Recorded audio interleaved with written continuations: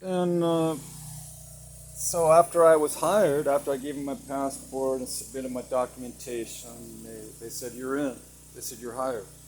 They gave me a date to show up with all my sea bags, my duffel bags, my personal belongings that I would need for the adventure, for the journey. And I met them in what was it? No, they were in Dutch Harbor, Alaska. They weren't in Seattle. Usually they're down in Seattle at Lake Union shipyards. They kind of hang out there, or they're at the just below Magnolia, right there in Queen Anne. They have another spot where the fishing boats kind of hang out, Elliott Bay. And so I'd either meet them there, but this time they were already in Dutch Harbor, so they flew me up there. They gave me an airplane ticket, and they flew me up to meet the boat there in, I don't know if it was on the other side of Dutch Harbor, Unalaska, or Dutch Harbor side. There's two sides of it, three sides. There's Unalaska, Alyeska, and Dutch Harbor. But it's all the same thing pretty much. It's within like a 10-mile radius. It's kind of small area.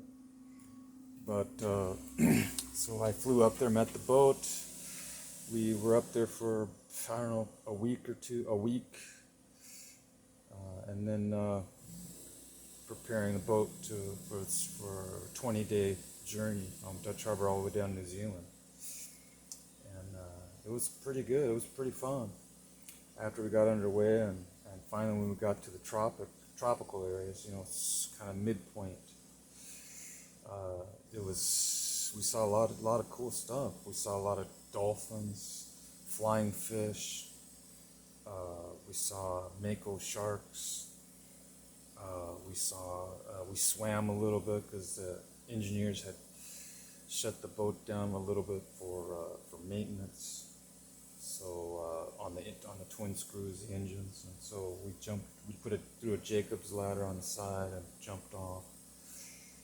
And I was kind of scared of sharks, so I kind of spun around in midair and hurried up and climbed back up the ladder, back onto the boat.